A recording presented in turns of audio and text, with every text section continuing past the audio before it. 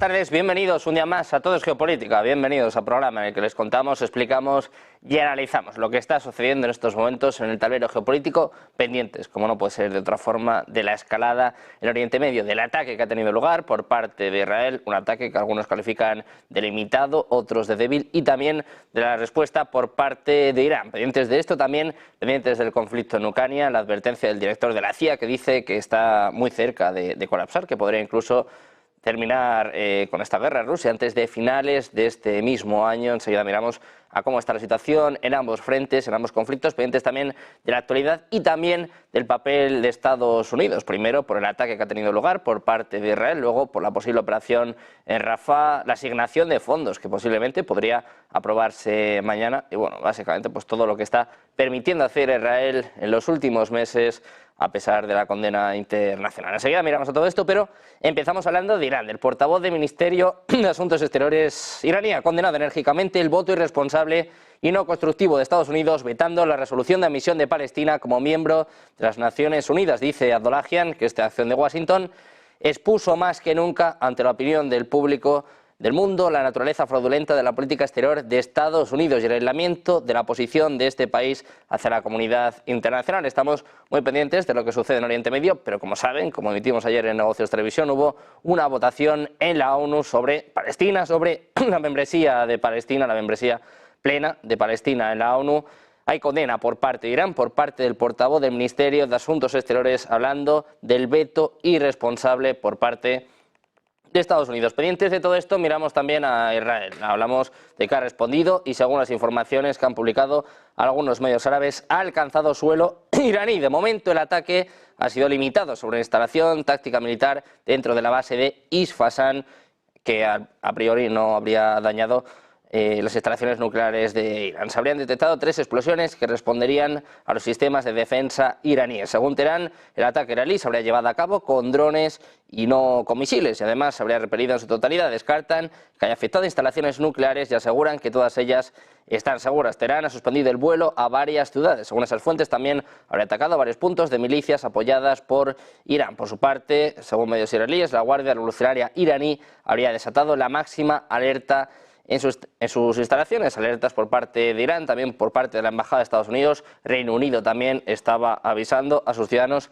que no viajen tanto a Irán como a Israel, igual que las principales aerolíneas que están cancelando vuelos hacia y desde Tel Aviv. Pendientes de esto, miramos precisamente a Irán, a la respuesta, al menos en torno a declaraciones que ha habido por el ataque que ha tenido lugar esta madrugada. Miramos al comandante de las fuerzas terrestres iraníes. Ha vuelto a advertir, dice que si Israel comete un error, esta vez será castigado mucho más severamente. Añade que si aparecen vehículos sospechosos en el espacio aéreo del país por la noche, como en Isfahan, sus tropas no lo perdonarán. Pendientes, como ven, de Irán, de lo que sucede también en Oriente Medio, miramos a lo que sucede también en Ucrania, miramos a las declaraciones del portavoz del Ministerio de Asuntos Exteriores ruso. Sergei Lavrov ha hecho una entrevista, la han podido seguir además en Negocios Televisión, donde ha descartado este viernes la opción de lograr una tregua en caso de que se reanuden las negociaciones sobre la paz en Ucrania. Indica que la invasión de su territorio, a la que Moscú se refiere como operación militar especial, debe seguir su curso. Así se ha pronunciado el ministro de Exteriores ruso, que ha señalado que si bien están preparados para negociaciones,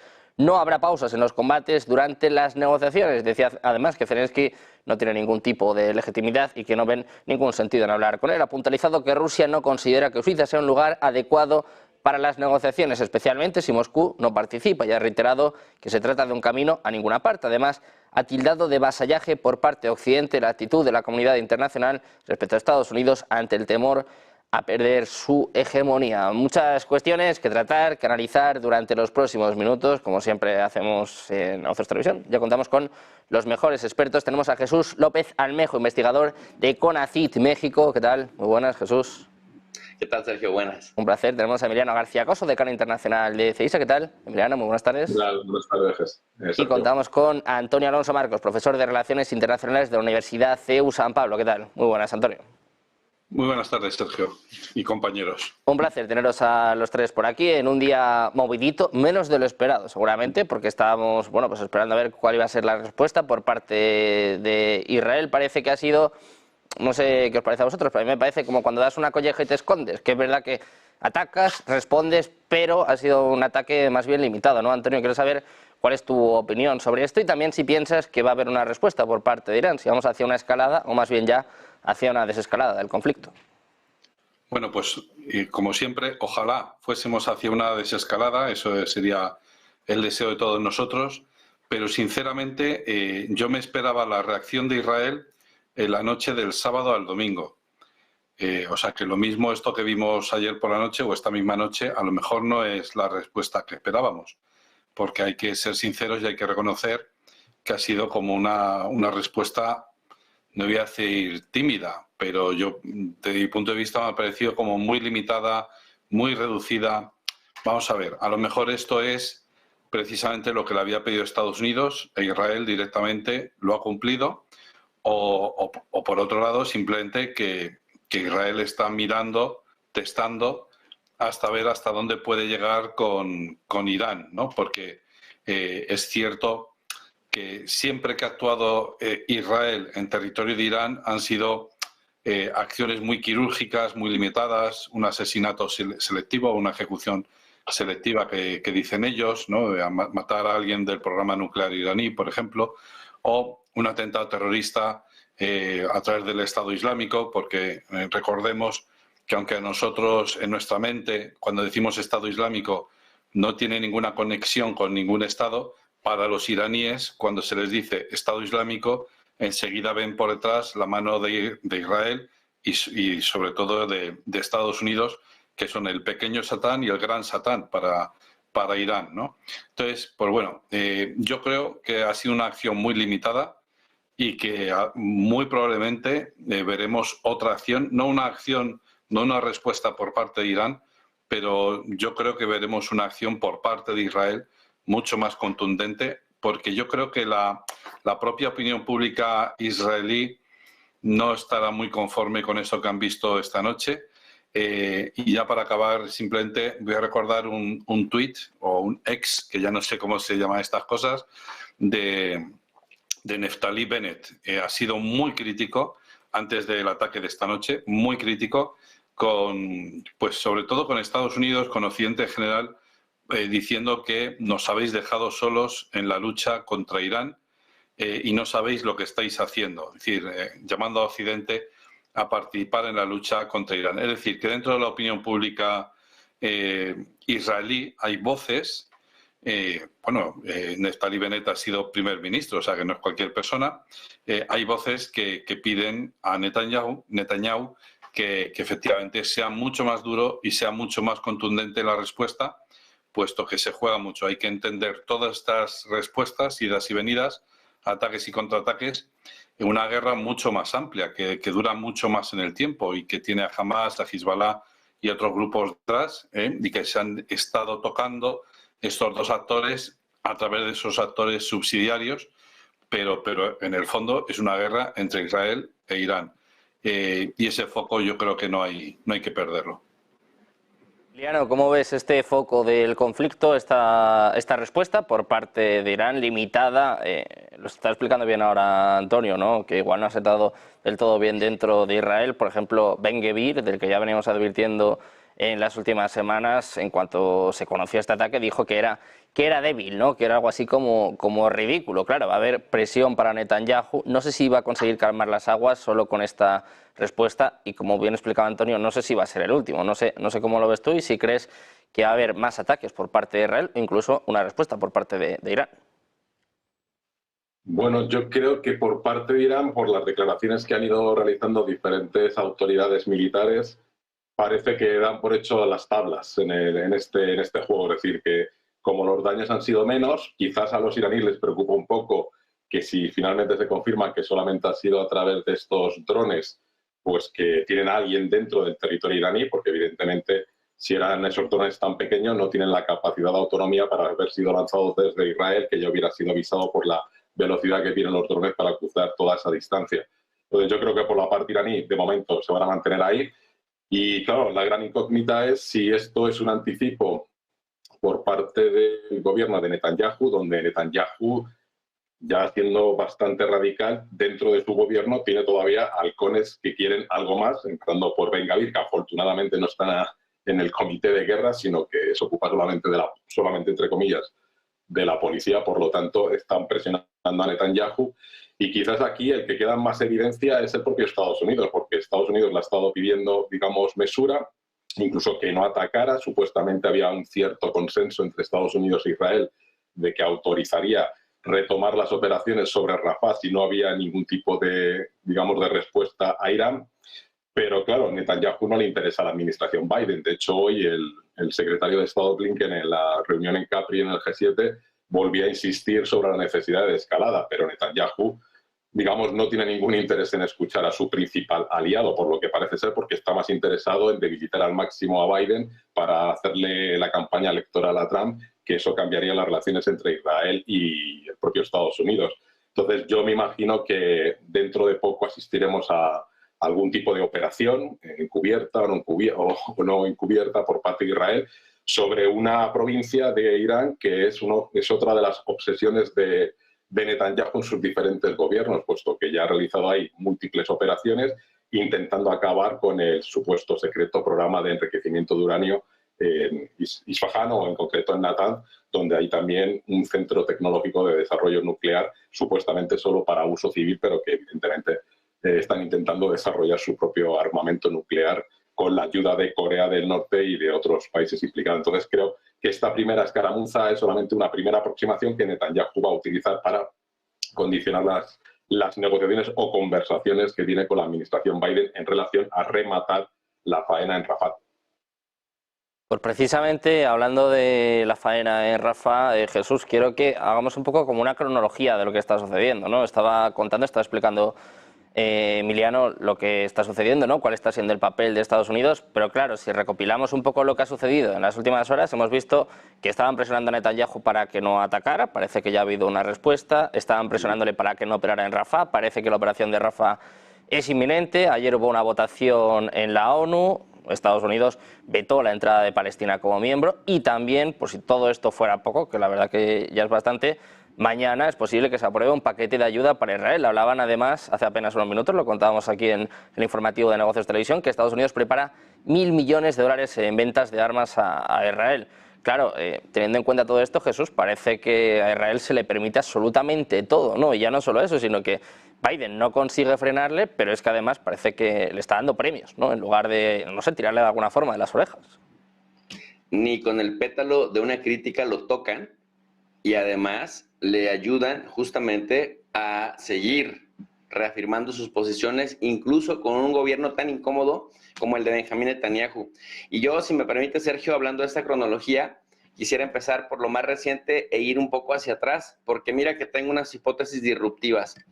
La primera, estoy de acuerdo con lo que dijo Sergei Lavrov recientemente, apenas hace unas horas, con respecto al deseo y al objetivo de Israel con el tema de Irán. Y es básicamente desviar la atención de la comunidad internacional de lo que ocurre en el genocidio que está llevando a cabo en Gaza, porque no lo puedo describir de otra manera. O sea, ver soldados incluso torturar perros, burros, ya no se diga las personas, ver funcionarios de alto nivel del régimen de Israel hablando de una matanza planificada y sistematizada, en donde sí hay razón étnica, sí hay razón nacional, sí hay razón religiosa. Es decir, todo exactamente lo que dice la Corte Penal Internacional en el Estatuto de Roma, todo lo están llevando a cabo. Entonces, una escaramuza con Irán por aquí, el consulado de Damasco por allá, unos bombardeos al Hezbollah, y le matas con la política de asesinatos selectivos a un par de funcionarios de alto nivel, y decir, es que ellos están desde hace tiempo queriendo hacernos daño. Sí, por supuesto que pone a los analistas y pone a los noticieros a observar qué es lo que sucede en el Líbano, qué es lo que sucede con Irán, qué es lo que sucede incluso con los hutíes, mientras nos perdemos de lo que están haciendo en Rafah, que es verdaderamente de no creerse, es de un nivel de misericordia, de un desprecio por no solamente por el marco legal, sino por la vida humana. Tienes a una población asediada. No hay que olvidar que antes de los bombardeos, antes del 7 de octubre del 2003, la Franja de Gaza tenía 2.2 millones de habitantes, de los cuales, Sergio, son más del 50% de las personas menores de edad. O sea, son prácticamente niños menores de edad. Yo si esto estuviera pasando en Occidente, con España, o con Canadá, o con la República Checa, o con Alemania, o con Polonia, estaríamos verdaderamente horrorizados, incluso pensando en la manera de responder en términos nucleares. Pero como está pasando en Palestina y le está pasando a los de la Franja de Gaza y ya nos han acostumbrado a normalizar, bueno, me parece que es terrible como bien lo señalas, no solamente no se le tira de una oreja, sino además se le apoya, y eso que es el gobierno incómodo de Netanyahu. Por otro lado, fíjate que la prensa de Irán, me puse a revisar medios iraníes tanto en inglés como en castellano, y lo que dicen es que Israel, ante su propia debilidad, para verdaderamente atacar con firmeza, como la firmeza que había prometido, por lo menos en estas ráfagas del 18 de abril, muestra un bombardeo a la Franja de Gaza, con esa potencia que sí bombardean la Franja de Gaza, porque en la Franja de Gaza no tienen capacidad para responderles. Pues lo están presentando en las noticias, en el Jerusalem Post, en el Times of Israel, como un ataque con misiles a Irán. Entonces dicen, miren, cómo están tratando de, pues para consumo de su propia audiencia, decirles, este bombardeo feroz se lo lanzamos a Irán, pero en realidad es un ataque a la Franja de Gaza. Y en ese sentido, lo que yo empiezo a observar es esto. O sea, casi todo el mundo se refirió a las declaraciones de un supuesto funcionario, que además nadie vio la entrevista o no la hemos escuchado todavía, así con sus matices debidos, de un funcionario de alto nivel que hizo declaraciones con ABC News y con CBS News y para decirnos, está ocurriendo algo, están bombardeando. Y en realidad, lo que sí dice prensa local, sí hubo un ataque con drones, pero esos drones difícilmente podrían haber llegado desde Israel. Sin embargo, todos fueron, digamos, neutralizados. De tal suerte que ahí se corren las hipótesis de que es el gobierno de Biden intentando sabotear a Netanyahu, lanzando algunos drones ellos mismos desde bases más cercanas para que Israel se enfríe ante la disuasión que ya logró meterle Irán, porque recordemos que Benjamín Netanyahu dijo, vamos a esperar el tiempo suficiente para generarles ansiedad como ellos nos la generaron. Si reconoce públicamente que les generó ansiedad el que Irán estuviera amenazando, telegrafiando, esto quiere decir que por sus servicios de inteligencia algo saben de la capacidad disuasiva de Irán, y bueno, pues los iraníes terminan por rematar a Israel, mediáticamente hablando, diciendo que ya conocen la ubicación de todas sus instalaciones nucleares y que van a ir al ojo por ojo, Sergio. Pues pendientes de lo que suceda en Oriente Medio, enseguida andamos en esto. Vamos a ir con una última hora, estamos pendientes de declaraciones de Víktor Orbán.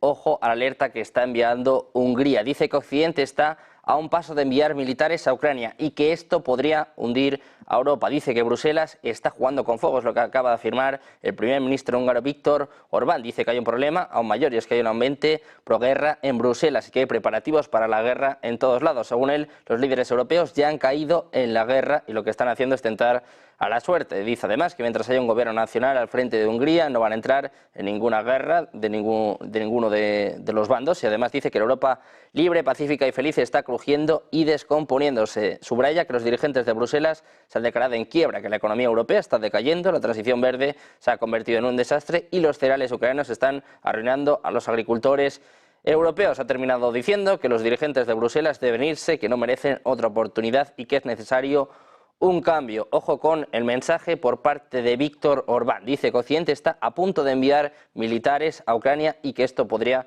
hundir a Europa. Pendientes de estos mensajes, de estas últimas horas, pendientes también de lo que sucede en el conflicto en Ucrania. Volvemos a mirar a Oriente Medio. Antonio, quiero volver a preguntarte por esta cuestión, por este teatrillo que también se está viendo. Lo que bien está señalando ahora Jesús, si ha podido ser una intervención por parte de Estados Unidos y están intentando mover la silla a Netanyahu, porque claro, nos centramos mucho en los ataques, pero hay mucho trasfondo, ¿no? Hay mucho detrás y además una guerra que tampoco viene de ahora, ¿no? Que llevan ya así muchísimos años. No sé hasta dónde vamos y sobre todo cómo se puede frenar este conflicto. ¿Quién puede tener la autoridad suficiente como para frenar, para congelar lo que sucede en Oriente Medio? Pues la verdad es que mis dos compañeros han explicado muy bien todo lo que, vamos, me sumo a lo que han dicho prácticamente todo, porque es verdad que esta es una guerra de largo plazo. Esta guerra no empezó ayer, ni siquiera empezó el 7 de octubre con el tema del atentado terrorista de los de Hamas contra Israel, etcétera. Que, por cierto, Jesús hablaba del genocidio y es verdad que no hay que olvidarlo. Y también hay que hablar de los secuestrados, que tampoco hay que olvidarlos. Ya sé que no es comparable las cifras, ni mucho menos, pero creo que es de justicia pues recordar a todas las víctimas, ¿no? Ya insisto, ya sé que las cifras son muy distintas, ¿no? Pero yo creo que, volviendo al tema de antes, efectivamente, Israel está respondiendo contra Irán en la carne de Hamás, y no solo en la carne de Hamás, sino en la franja de Gaza. Y esto hay que entenderlo de esta manera. O sea, esto hay que abrir un poco más el foco, ampliar un poco más la perspectiva y entender que la guerra es entre Israel e Irán. No es Israel con Hamas o Israel con Hezbollah o Israel contra la yihad islámica, sino que es Israel contra Irán. ¿Están luchando por la hegemonía regional? Pues no lo sé por qué estarán luchando. Supuestamente, pues ya hace tantísimo tiempo, hace tantas décadas que empezaron con esto, que ya quizás hayamos perdido el foco del por qué están luchando, ¿no? Pero desde luego, si es por la hegemonía regional, no tiene ningún sentido. ¿Es por el tema de los palestinos y el territorio? Bueno, es que eso, digamos, eso llevaba ya un proceso de paz que iba aparte y que iba dando sus frutos, muy lento, es verdad, y muy estancado en los últimos 20 años, eso también es cierto. Pero iba por otro lado, ¿no? Y hay una cosa que en fin, que a mí como profesor de Relaciones Internacionales me gusta subrayar. Son dos cosas las que voy a subrayar. Una es el cruce del espacio aéreo de otros países, y aquí no pasa nada, ¿eh? Es decir, Israel supuestamente, pues todavía no lo ha reconocido, ataca el consulado de Irán en Damasco y aquí no pasa nada. Aquí no hay ninguna organización internacional ni organismo internacional que diga, oiga, esto va contra el Convenio de Viena, esto viola todo el derecho internacional. Y en Ucrania, en cuanto se viola el derecho internacional, nos llevamos todas las manos a la cabeza, pero aquí, no, hombre, no es comparable la cantidad de víctimas, totalmente de acuerdo, pero una violación del derecho internacional es una violación del derecho internacional. Y precisamente si dejamos pasar los detalles pequeños, pues es normal que al final lleguemos a dejar pasar los detalles que ya no son detalles, sino que son más grandes.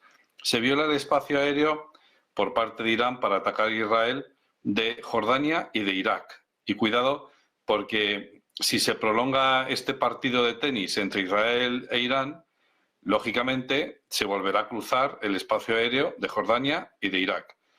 Y eso ya es meter a dos más en el bombo de este juego, en el bombo de este conflicto. Y esto va a dificultar todavía mucho más esta cuestión, ¿no? Y la otra cuestión que a mí me gustaría subrayar es la teoría de, aprovechando que tenemos aquí a un profesor de Relaciones Internacionales, que es tu profe de Relaciones Internacionales, bueno, pues la teoría del republicanismo, ¿no? De los liberales, ¿no? El republicanismo liberal, ¿no? Es decir, esa teoría que dice que las democracias no se hacen la guerra entre ellas. Que a mí me gusta mucho subrayar cuando explico esta teoría ese entre ellas, ¿no? Porque cogemos la lista, hoy hemos hecho este ejercicio en clase, cogemos la lista de los que oficialmente son países demócratas del mundo, que de 200 países, alrededor de 200 países que hay en el mundo, solo 60, como mucho, somos considerados democracias. Y vemos la lista y decimos, mira, es que las democracias no se hacen la guerra entre ellos. Pues es verdad, no hay una guerra entre Francia y Alemania, no hay una guerra entre Polonia e Italia. Bien, ahora, pero nosotros hacemos guerras. Y dice esta teoría, y perdón por volver a la teoría, pero es que ahora entenderéis por qué lo digo. Según esta teoría, claro, si quieres ir a la guerra tienes que decir que el otro no es una democracia y que el otro es un autoritarismo y que el otro es el gran Satán, ¿no? Entonces, les pregunto yo a mis alumnos hoy, oiga, ¿y Saddam Hussein Claro, es que en los años 80 era nuestro aliado, pero en los finales de los 90, a principios de los 90 y ya en los 2000, pues ya no era nuestro aliado, era nuestro enemigo, ¿no? Digo todo esto porque aquí en las democracias occidentales, liberales, es muy importante cómo se pinta la opinión pública al otro actor internacional, al que nos vamos a enfrentar. Y aquí uno un poquito con lo de Orbán, ¿no? Dice, claro, yo visito Bruselas y aquí todo el mundo habla de guerra. Claro, es que si nos vamos a meter en una guerra contra Putin, pues es normal que todo el día se esté hablando de guerra. Lo digo esto porque yo ese peligro lo veo cada vez más cerca y vamos, es un escenario nada descartable. Y a lo que voy con lo de las democracias no se hacen guerra, es que Israel, en principio, es considerado una democracia occidental y claro, no hace la guerra a otra democracia, hace la guerra a otro régimen que es autoritario, etcétera. Entonces, claro, ¿se cumple la teoría? Claro, pero esa teoría, digamos, tiene ese pequeño fallito, ¿no? Que hay que describir al otro como autoritarismo, como régimen dictatorial o lo que sea, ¿no? Bueno, pues pendientes de estas tensiones, de esta escalada, Emiliano, quiero preguntarte también por ello. Ojo, porque estoy viendo por aquí también consecuencias de estos ataques por parte de las FDI. Enseguida les vamos a contar que ha fallecido un alto cargo de la yihad islámica en Palestina. Siguen los ataques por parte de las FDI. Esto apunta también a un ataque serio que puede tener también consecuencias. Emiliano, quiero preguntarte precisamente por lo mismo, por esta escalada que estamos viendo y también por el papel de Irán, porque venía advirtiendo mucho durante los últimos días, ¿no? Decía que en el caso de que Israel atacara, aunque fuese un estornudo o un escupitajo, que la respuesta iba a ser aún más severa. Están de momento eludiendo esta cuestión, no hablan del ataque. Israel tampoco está reivindicándolo oficialmente, pero bueno, pues parece que la tensión está a flor de piel, ¿no? Parece que a la más mínima chispa esto va a saltar y, como bien decía Antonio, estamos cada vez más cerca de una guerra, ¿no? Bueno, yo creo que las autoridades iraníes, después del bombardeo a Israel, pusieron tablas. O sea, de hecho, todo, tanto a nivel político como a nivel militar, todos salieron diciendo que esto se quedaba así, siempre y cuando Israel no contestara, y se entiende que a lo mejor tenía que haber añadido no contestara en la misma dimensión que hicieron ellos, porque claro, con este pequeño ataque, que no lo sabemos todavía si ha habido misiles o no ha habido balísticos, o solamente han sido drones, que sería desde el interior. También se supone que ha habido ciertas explosiones en Irak y Siria, es decir, que no sabemos si el ataque se ha limitado solo a Irán o también a ciertos colectivos que apoyan a Irán en estos dos países, donde quizás habría que contar con el apoyo de Estados Unidos, especialmente en Irak, donde todavía tiene personal militar muy, muy importante. Y entonces yo creo que por parte iraní simplemente todas estas amenazas o estas cuestiones que han ido diciendo los últimos días es simplemente aspectos de consumo interno, porque recordemos que dentro de Irán, al igual que ocurre en Israel, también hay mucha gente que contesta al régimen de los ayatolás. De hecho, la Guardia Revolucionaria ahora ha venido incrementando su vigilancia sobre las mujeres. Recordemos que el tema del velo es un tema sensible, que ha habido muertes y sigue habiendo encarcelamientos. Entonces, ellos también tienen su propia dinámica interna para sostener el régimen de los ayatolás junto a la Guardia Revolucionaria, que es la que garantiza el orden a través del uso de la fuerza en Irán. Entonces, ¿cómo se puede resolver esto? Pues como señalaba Antonio, claro, hay muchos actores. Es decir, Irán está claro que siendo democracia o no siendo democracia, siendo una autocracia o no, se ha dedicado sistemáticamente a financiar y entrenar a Hezbollah y a los hutis. Primero había una tendencia religiosa, como ellos son chiíes, pues tratar de generar un dominio regional de la visión chiista de la religión musulmana frente a Arabia Saudí o frente a los suníes y la visión wahhabí. Entonces, y yo creo que va en esa línea un poco de ponerse como abanderados de los musulmanes en el mundo frente al Satán occidental, porque nosotros también somos Satán desde su lado.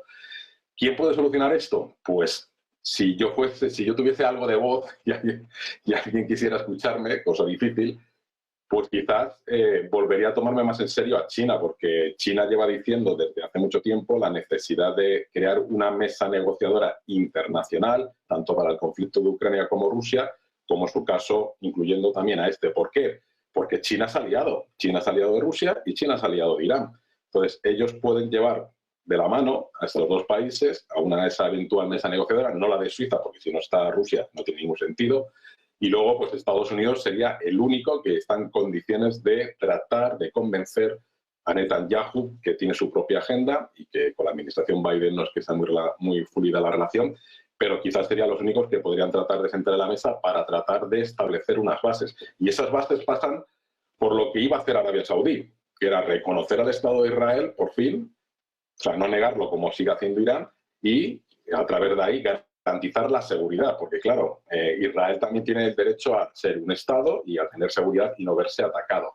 ¿Qué es lo que ocurre? Que toda esta dinámica pues, ha implosionado, como ha implosionado el respeto del derecho internacional, donde ya se ha quedado en papel mojado, es decir, todo lo que hemos venido haciendo a lo largo del último siglo, del siglo pasado, todo eso ya ha quedado en papel mojado, porque nadie lo cumple, realmente. Ni los que lo crearon, ni los que luego vinieron después.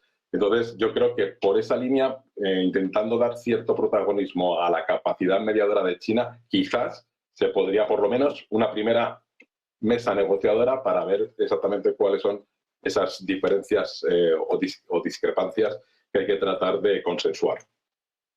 Bueno, pues pendientes de estas discrepancias, enseguida le trasladamos esta misma cuestión a Jesús, pero vamos con una última hora. Se lo contábamos que el comandante de la yihad islámica en la ciudad de Tulkarem ha sido asesinado por las FDI. Medios de comunicación palestinos informan de que un importante cargo de la yihad islámica palestina ha sido asesinado en el ataque de las FDI en Tulkarem esta mañana. Mohammad Jaber, conocido como Abu Suya, era el comandante de la local de la yihad islámica en Tulkarem, según dicen los informes. Fue uno de los varios hombres armados asesinados en medio de la operación en el campo de refugiados de Nur Shams, en la ciudad. Pendientes de movimientos por parte de Israel, de represalias, les contamos que el comandante de la yihad islámica en Tulkarem ha sido asesinado por las FDI. Pendientes también de la trascendencia que pueda tener esta noticia. Jesús, te traslado la misma cuestión. ¿Quién puede frenar esta escalada? ¿Quién puede frenar estas tensiones? Porque, claro, Irán venía avisando mucho durante las últimas semanas y además, claro, otra cuestión importante a tener en cuenta es que tanto Israel como Irán son potencias nucleares, ¿no? Más allá de sus aliados, sabemos que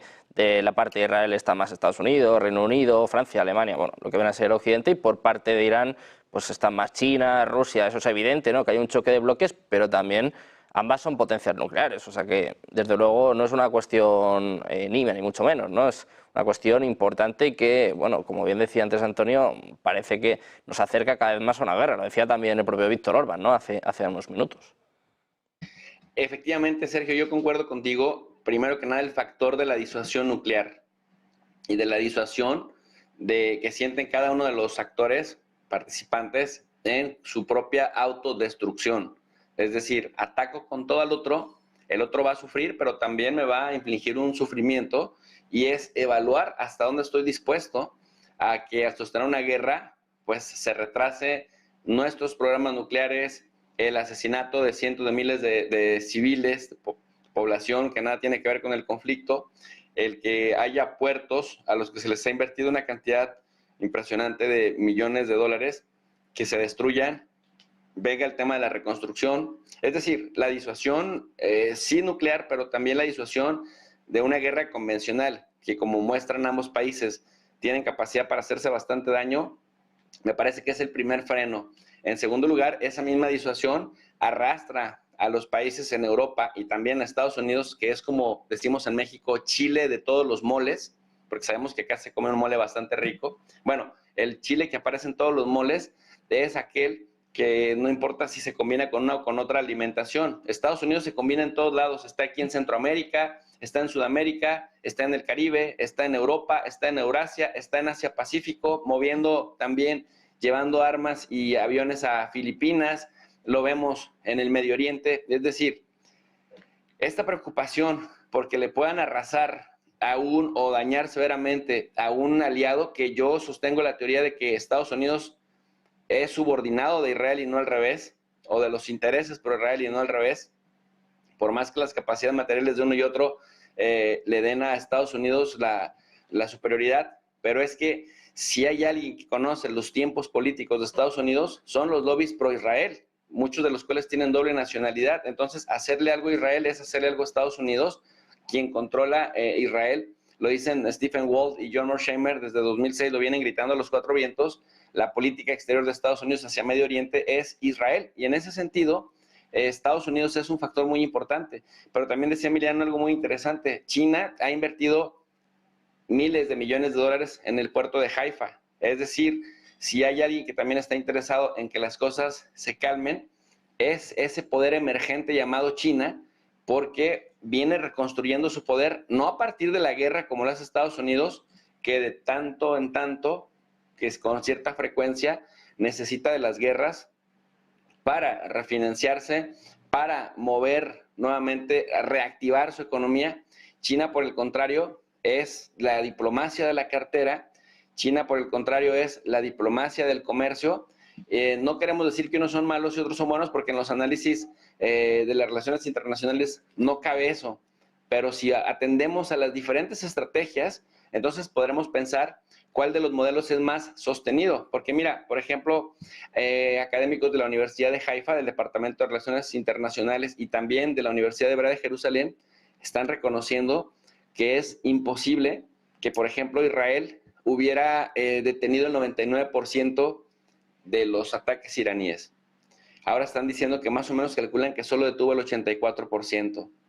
Si a ese 84% de los 350 entre misiles balísticos de crucero y drones que lanzó Irán el 13 de abril, le quitamos los 80 o 90 que detuvo Estados Unidos, pensar en dejar solo a Irán contra Israel, solo, me parece que estaríamos hablando de una seria capacidad de hacerles daño. Entonces, si los chinos tienen inversiones también en Israel, que las tienen en Irán, si los si los estadounidenses le han metido un montón de dinero y están a punto de aprobarle otro paquete de ayuda para Israel, solo se pueden visualizar, en una guerra entre estos dos, solo se pueden visualizar pérdidas. Pero el tema es que Israel difícilmente podría durar 2 meses en una guerra contra Irán. 1, de pie, y 2, sin utilizar armas estratégicas nucleares, lo cual cambiaría la historia del Medio Oriente para siempre, porque me queda claro que el primero que lance armas nucleares también está condenado a desaparecer. Entonces, sí tenemos todos estos factores de la gran cantidad de países que se pueden ver afectados, y ahí hay 2 actores regionales que no hay que perder de vista.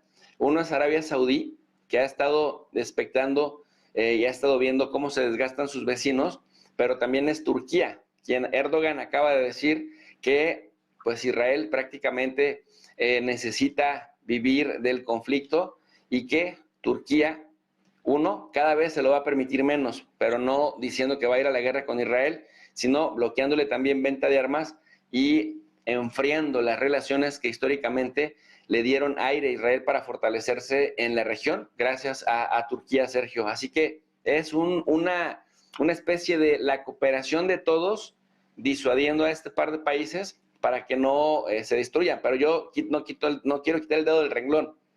Israel está cometiendo un genocidio en la Franja de Gaza, y sí están teniendo éxito en hacer que todos hablemos de otras cosas, menos de eso, con el justo matiz que eso requiere. Pues vamos a ver qué sucede en Gaza, vamos a ver si sigue adelante también esta operación en Rafah, si os parece. Vamos a mirar también a lo que sucede en el conflicto en Ucrania. Estamos pendientes, de estas conversaciones, de esta cumbre de paz que se quiere montar en Suiza, sin contar con Rusia, o sea que ya de primeras parece bastante complicado, pero es que además en las últimas horas ha habido una advertencia por parte del director de la CIA que dice pues que Ucrania va a colapsar como mucho antes de finales de año. O sea, ven la situación cada vez más complicada, la OTAN también viene lanzando mensajes de este tipo, qué decir de Zelensky. Ayer, por ejemplo, el primer ministro ucraniano, Denis Shmyhal, que decía que si Ucrania cae vamos hacia la Tercera Guerra Mundial. Antonio, ¿qué está sucediendo también en Ucrania? Porque, claro, estas semanas el foco se lo está llevando sin duda a lo que sucede en Oriente Medio, pero ya pasó el 7 de octubre, a Ucrania no le vino nada bien, que se lo digan a Zelensky, y parece que ahora se puede profundizar aún más la brecha, la diferencia que hay entre ambos ejércitos, y puede hacer que Rusia avance aún más en estos meses. Pues vamos a ver cómo transcurren las cosas en Ucrania, porque es innegable el avance de las tropas rusas hacia adelante en territorio ucraniano. Eso es imparable, es innegable y es imparable, ¿no?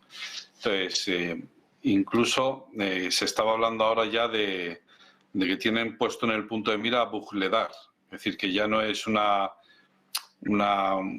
punto estratégico, una aldea estratégica, sino que Vuhledar pues ya es una ciudad como Dios manda, ¿no? Y, en fin, si de verdad las autoridades europeas están convencidas de que hay que parar a Putin porque es un expansionista, porque nada va a saciar el hambre y la sed expansionista de Putin y tal, me parecería muy cínico decir, bueno, pues que vayan primero los ucranianos y ya cuando se acabe el último ucraniano, entonces ya actuamos nosotros, ¿no? Lo digo esto porque se ha aprobado una nueva ley de movilización que creo que entra en vigor dentro de 45 días, una cosa así. Yo cada vez veo más vídeos de ucranianos, varones, lógicamente, en edad de reclutamiento, huyendo del país a pie, corriendo, atravesando bosques.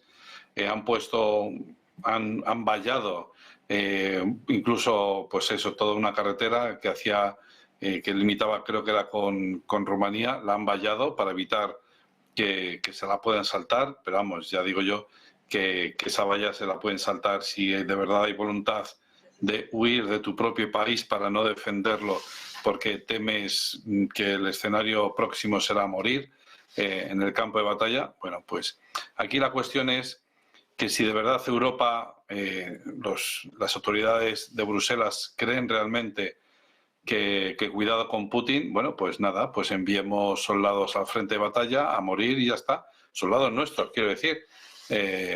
Pues amigos míos, familiares míos, pues bueno, pues le mandamos al frente de batalla y ya está. Porque hay que pensar una cosa, aparte de las conversaciones de Suiza, de las que ahora haré un pequeño apunte, hay que pensar una cosa, ¿qué es vencer a Putin en esta guerra de Ucrania? Expulsarle, hacerle retroceder hasta las fronteras del año 91, de verdad. Después de 2 años de guerra, nos creemos que Ucrania sola, aunque sea con ayuda externa de Estados Unidos, con las armas, el dinero, no sé qué, Ucrania sola va a poder echar a Putin hasta las fronteras del año 91. Es decir, o metemos carne en el asador, y cuando digo carne es chicos jóvenes, hasta los 45 todos somos jóvenes, ¿verdad? Chicos jóvenes yendo al frente de batalla a morir por Ucrania, o esa guerra no la vamos a ganar, ¿no? Entonces, ¿qué estamos haciendo? ¿Estamos ganando tiempo? ¿Para qué? ¿Estamos desgastando a Rusia? ¿Para qué? ¿No? Entonces, yo tengo la esperanza de que estas conversaciones de Suiza sea fijar una postura común. Nos tenemos que dar cuenta de que están los 32 de la OTAN, bueno, y cada uno tiene sus opiniones distintas sobre cómo acabar la guerra de Ucrania, ¿no? Y cada uno está haciendo una serie de aportaciones distintas también a la guerra de Ucrania, ¿no? Cuando digo que vamos a enviar, que muy probablemente vayamos a enviar soldados al frente de batalla, me estoy refiriendo a los que todavía no han ido, porque franceses, hasta donde yo sé, no han ido a la retaguardia, no han ido a Lwów, sino que han ido al mismísimo frente de batalla, ¿no? Soldados polacos también han ido al mismísimo frente de batalla. Y los franceses, la diferencia entre franceses y polacos es que los soldados polacos creo que han ido, digamos, oficialmente como voluntarios, pero los soldados franceses han ido con bandera francesa en el brazo, ¿no? Entonces, ya hay soldados de la OTAN sobre el terreno. Esto lo publicó el diario El País hace ya bastante tiempo, pues para tareas de inteligencia, para mover la logística y para adiestramiento de las tropas, para ver cómo usar los sistemas antiaéreos, etcétera. Todo eso, todo ese material militar que no es fácil de utilizar y que pues se les está adiestrando sobre el terreno, no solo aquí en la Academia de Infantería de Toledo, sino pues, allí mismo, sobre el terreno, ¿no? De tal manera que estas conversaciones en Suiza servirán para fijar una postura común y decirle a Zelensky, mira, pues ya está, hasta aquí hemos podido llegar, porque hay que tener en cuenta, y con esto acabo, hay que tener en cuenta, ¿os imagináis que nos metemos de lleno en la guerra antes del 9 de junio, que son las elecciones al Parlamento Europeo? ¿Qué partidos políticos defienden el no a la guerra dentro de del Parlamento Europeo? Pues yo creo que muy pocos, ¿no? El resto de los partidos la inmensa mayoría de los partidos está a favor de ir a la guerra, está apostando por la idea de que Putin es un expansionista y va a llegar hasta Lisboa, etcétera, etcétera, ¿no? Y vamos a cambiar el Parlamento Europeo y en noviembre, si Dios quiere, cambiaremos la Comisión Europea. A lo mejor sigue von der Leyen al frente de la Comisión, pero también se elegirá una nueva Comisión Europea. Es decir, es año electoral en Estados Unidos y es año electoral también en la Unión Europea. ¿Nos conviene meternos es lógico y racional meternos en una guerra así en medio de un proceso electoral? Pues no lo sé.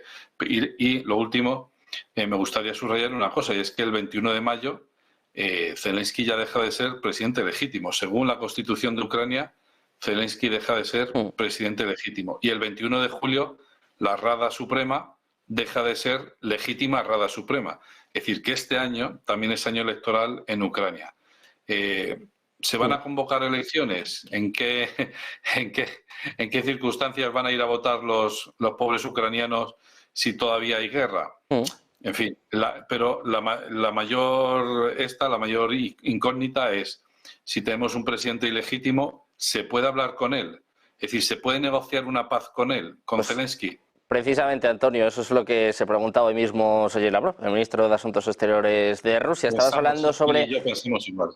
Estabas hablando, Antonio, precisamente sobre enviar o no tropas de la OTAN a Ucrania. El propio Víctor Orbán lo decía, ¿no? Que Occidente está a punto de enviar tropas. Vamos a conectar con el secretario general de la OTAN, Jens Stoltenberg, respondiendo a esta y muchas más preguntas, además de la mano del presidente ucraniano, de Volodymyr Zelensky, que los escuchamos. Have pledged to provide financial support to purchase them for Ukraine. We're also working with the industry to ramp up production and to refurbish systems to make them operational and fit for purpose. In our meeting today, ministers also addressed many other pressing needs, including 155mm ammunition, deep precision strike capabilities, and drones. Each NATO ally will decide what to provide. Several allies made concrete commitments during the meeting and are finalizing contributions that I expect will be announced soon. Help is already on the way. Just this week, Denmark made a new pledge for Ukraine, and the Netherlands announced an additional 4 billion euros in military support. Czechia confirmed that they have procured 500,000 artillery rounds through their ammunition initiative. And I welcome the progress made in the US Congress towards a vote on the critical aid package for Ukraine tomorrow. I count on the bill to pass without further delay.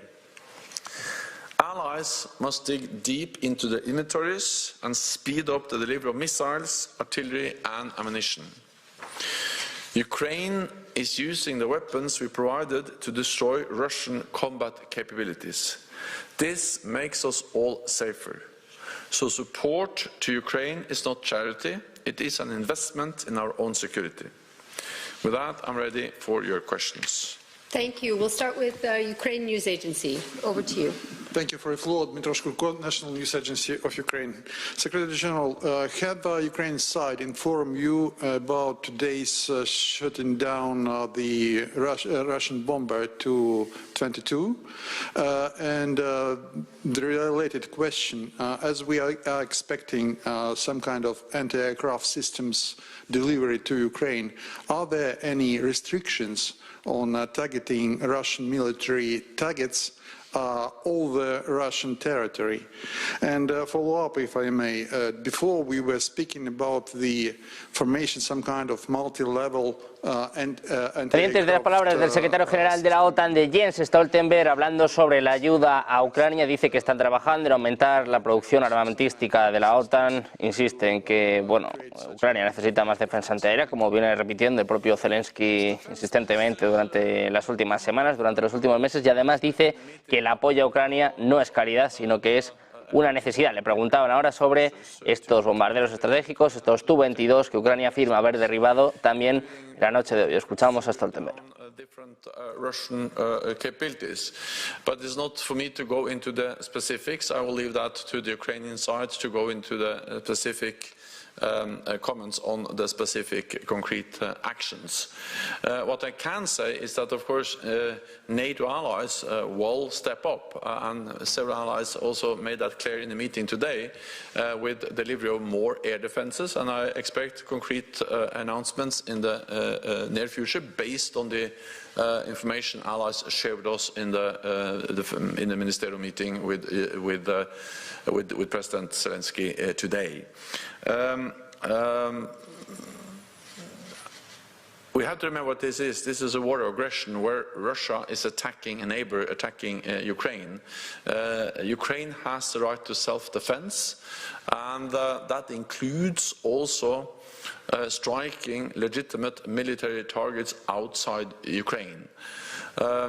So to down Russian planes which are used to attack Ukraine is part of Ukraine's right for self-defense. Seguimos pendientes de las declaraciones de Jens Stoltenberg, secretario general de la OTAN, hablando de la ayuda a Ucrania, de la reunión que ha mantenido con Zelensky durante las últimas horas, hablando también, bueno, recordando, dice que esto ha sido una guerra de agresión por parte de Rusia y que Ucrania está intentando defenderse precisamente con el apoyo de la OTAN y de sus aliados. Antes de despedirnos, Emiliano, Jesús, me falta un poco vuestra última valoración. Quiero saber qué opináis del conflicto en Ucrania y también de esta advertencia por parte de la CIA, que dice que puede colapsar antes de finales de año. Emiliano, empiezo contigo. ¿Cómo ves estas advertencias? La primera vez que Estados Unidos es tan explícito, ¿no?, en esta cuestión. Bueno, o sea, primero decir que lo que acabamos de escuchar y ver es como si fuese hace un año, porque llevo escuchando este mismo mensaje de forma reiterada, prácticamente con las mismas palabras, y a lo que le interesa al ejército y a la población ucraniana es cuándo llega de manera real esa munición que necesita y ese armamento que necesita, porque claro, los que se juegan la vida y los que están destrozados como pueblo y como economía son los ucranianos, mientras seguimos con estas palabrerías de muchos proyectiles 155, sistemas antidefensa aérea, F-16 y todo esto, pero no llega, ni por parte europea ni por parte norteamericana. Entonces, las declaraciones de la CIA y otras que se han producido, yo creo que de nuevo tratan de hacer mella en la resistencia republicana a facilitar los famosísimos 61.000 millones de dólares que supuestamente estaban comprometidos en ayuda militar, cosa que está totalmente bloqueada y que, tal y como va la política en Estados Unidos, pues no tiene visos de solucionarse. Entonces, pues tendrán que ir haciendo parches de entregas de ciertos materiales sin necesidad de la supervisión del Congreso en Estados Unidos, y nosotros los europeos, pues ahí con nuestras limitaciones de haber puesto en manos desde hace casi un siglo la defensa europea en manos de Estados Unidos, pues la capacidad de la industria armamentística europea es escasa, y además dicen vamos a poner todos a hacer compras conjuntas a nivel internacional. ¿A quién? ¿A China? ¿A Corea del Norte? ¿A quién? Porque para suministrar esos materiales que necesitan las tropas ucranianas hay que comprárselo a alguien, y ese alguien normalmente o ahora mismo está en manos de China, y China, pues, y haciendo muy bien, pues va a decir que no, que ellos no se implican en un conflicto bélico directo entregando armas. Entonces, bueno, las mismas contradicciones con un pueblo que están muriendo como chinches, con perdón de la expresión, con la nueva ley que va a reclutar ya a jóvenes de 20, que va a quedar una sociedad totalmente sin ningún tipo de estructura demográfica. Es decir, que si esto termina alguna vez, pues Ucrania tendrá que renacer de sus propias cenizas y con mucha ayuda. Y luego, pues como mencionabas, con un Víctor Orbán, que quizás lo que debería hacer, como en su momento hicieron los británicos, pues es salirse de la Unión Europea, porque si no le gustan las reglas, solamente le gusta recibir fondos, pero no le gustan las reglas ni las decisiones que se toman a nivel conjunto, pues que se salga. Pues Jesús, antes de salirnos, antes de irnos, una última valoración, un minutito, cuéntanos cómo ves el conflicto en Ucrania y esta advertencia por parte de Estados Unidos, si es también una advertencia interesada. Es un mundo de contradicciones que digan que lo de Rusia en Ucrania es una guerra de agresión, pero lo de Israel en la Franja de Gaza es el derecho de Israel a defenderse. Es una contradicción gigantesca que dicen que luchan para promover la democracia. Ya lo decía acertadamente hace un momento Antonio, en la teoría de la paz democrática, hay que decir que los otros no son democráticos para entonces poder justificar la guerra, pero al mismo tiempo están dispuestos a tener a un Zelensky ahí que sin pasar por un proceso de elección, con la ilegitimidad que le caracteriza, mientras que económicamente Europa ha sufrido mucho estos 2 años, la economía de Zelensky se elevó por los cielos y sobre todo, ahora que están dispuestos a mantenerlo como dictador sin un proceso electoral y que siguen elevando el discurso de si pierde Ucrania, entonces pierde toda Europa, cuando esto es pues falso, ¿no? Hasta ahorita. Y nada más para cerrar, comentar que Ursula von der Leyen fue a Finlandia casi vestida de militar y entonces me pongo a pensar esta satisfacción que tienen personajes como Annalena Baerbock o ella de intentar dar la apariencia de duras, de fuertes, sin pensar en todas las consecuencias que puede acarrear por el cargo que ostentan, que puede acarrear en el caso de Annalena Baerbock para su país y en el caso de esta señora que se quiere reelegir de la Comisión, en la Comisión Europea, pues para el resto del continente, y lo peor, de personas que no la eligieron, pero que ella decide y está tomando decisiones que pueden ser completamente negativas para el resto del continente, Sergio. Pues vamos a ver qué sucede con von der Leyen. También ha tenido un momento incómodo, por lo menos, cuanto menos en las últimas horas, bueno, pues con los fallecimientos, ¿no? Con las muertes en Palestina, le decían que tenía las manos manchadas de sangre. Bueno, así está la cosa en estos momentos en Europa, en el mundo, las tensiones a flor de piel. Muchas gracias a los tres por poner un poquito de luz, por explicarnos lo que está sucediendo. Muchas gracias, Antonio, Emiliano, Jesús, un placer como siempre. Gracias. Muy buenas tardes. Gracias. Muchas gracias. Nosotros seguimos pendientes de la actualidad, también de lo que acontece en directo. Volvemos a conectar con el secretario general de la OTAN, Jens Stoltenberg, respondiendo a preguntas. What the needs of Ukraine are, because we heard some figures like they would need 7 to cover the biggest cities at least. Can you confirm that? And could you maybe tell us whether these systems which you discussed today about the number is covering these needs approximately, or do you still need more offers from other member states? And maybe finally, why does it take so long? I mean, we speak about a defensive system. Why is it so complicated to deliver that? And how long would it take to deliver them, like, for example, the German Patriots, which is already offered? Thank you.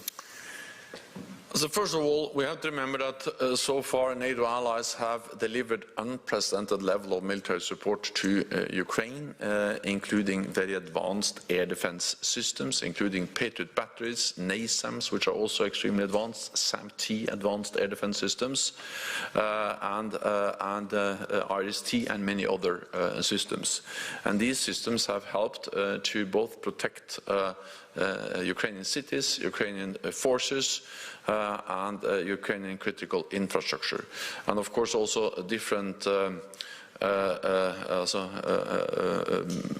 more shorter range systems has also been supplied. But this is a war of attrition. There is a need for more, and there is an urgent need for more.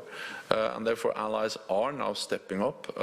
We have had announcements just over the last few days. I expect more announcements in the coming days, and we are mobilizing more support from NATO allies. NATO allies are providing 99% of the military support to Ukraine. I have also made it clear that, of course, when I call on allies to dig deeper into the inventories, there is a risk that they will go below the NATO guidelines. We have NATO capability targets, we have NATO guidelines based on our defense plans, but of course if allies then dig deeper and provide capabilities to Ukraine that are part of NATO's defense plans, then there is a risk that we will go below those guidelines. And I made it clear that if the only way NATO allies are able to provide Ukraine with the weapons they need to defend themselves, well, that's a risk we have to take, provided that this is a national decision, and provided that allies then make sure that they replenish their stocks, so then again are able to meet the NATO capability targets. So allies are providing, help is on its way, and I expect more help and support to be announced in the very near future. Thank you. Thank you all for your time. Thank you.